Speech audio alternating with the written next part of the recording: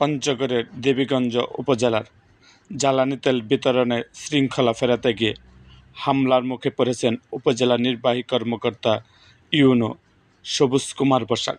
উত্তেজিত জনতার তাড়া খেয়ে তিনি পাশের একটি বাড়িতে আশ্রয় নিতে বাধ্য হন। শনিবার 25 এপ্রিল দুপুরে উপজেলার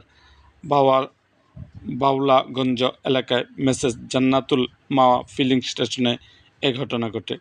প্রত্যক্ষদর্শী ও সংশ্লিষ্ট সূত্রে জানায়, দুপুরে ফিলিং স্টেশনটিতে তেল নিতে মোটরসাইকেল চালকদের দীর্ঘ সারি তৈরি হয়।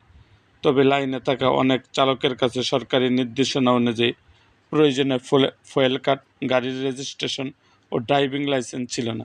এতে বৈধ কাগজপত্র থাকা চালকেরা তেল পেতে সমস্যায় পড়েন এবং পরিস্থিতি ক্রমেই বিশৃঙ্খলা হয়ে ওঠে। পরিস্থিতি সামাল দিতে না পেরে ফিলিং স্টেশন কর্তৃপক্ষ ইউনোকে খবর দেন। পরে দুপুর 12:30টার দিকে ইউনো সবুজ কুমার বসাক ঘটনাস্থলে পৌঁছে কাগজপত্রবিহীন চালকদের লাইন থেকে সরে যেতে নির্দেশ দেন। এ সময় 2 মোটরসাইকেল চালককে 500 টাকা করে জরিমানাও করা হয়। জরিমানা করার কিছুক্ষণ পরই শতাধিক লোকের একটি মিছিল ঘটনাস্থলে এসে ইউনো ও তার সঙ্গে থাকা ব্যক্তিদের উপর আতঙ্কিত হামলা চালায়। হামলাকারীরা ইউনোর বডিগার্ড তৌবুল এর উপর চড়াও হয়ে তার সরকারি অস্ত্র কেড়ে নেওয়ার চেষ্টা করে। ধস্তাধস্তিতে তিনি আহত হন। পরে তাকে দেবীগঞ্জ উপজেলা স্বাস্থ্য কমপ্লেক্সে ভর্তি করা হয়েছে।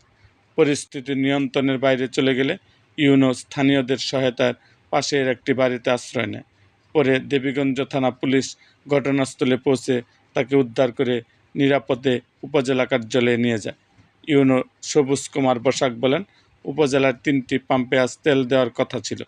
আইনশৃঙ্খলা পরিস্থিতির অবনতির খবর পেয়ে ঘটনাস্থলে যায়। কাগজপত্র ছাড়া চালকদের লাইন থেকে সরে যেতে বলায় এবং 2 জনকে জরিমানা করায় একদল লোক মিছিল নিয়ে এসে হামলা চালায়। তারা আমার বডিগার্ডের অস্ত্র কেড়ে নেওয়ার চেষ্টা করেছে। দেবীগঞ্জ থানা পুলিশের ভারপ্রাপ্ত কর্মকর্তা ওসি সেলিম মালেক বলেন, বর্তমান পরিস্থিতি স্বাভাবিক রয়েছে। খবর পেয়ে পুলিশ দ্রুত ঘটনাস্থলে গিয়ে পরিস্থিতি নিয়ন্ত্রণে আনে। সরকারি কাজে বাধা দেওয়ার ঘটনায় জড়িতদের শনাক্ত করে আইনি ব্যবস্থা নেওয়া হবে। এরকম আরও ভিডিও পেতে এবং রাজনৈতিক অঙ্গনের নানা ঘটনা ও ইতিহাস জানতে আমাদের মুক্তাগাছার ইতিহাস মিডিয়া ইউটিউব চ্যানেলটিকে সাবস্ক্রাইব করুন এবং পাশে থাকা বেল আইকনটি বাজিয়ে দিন।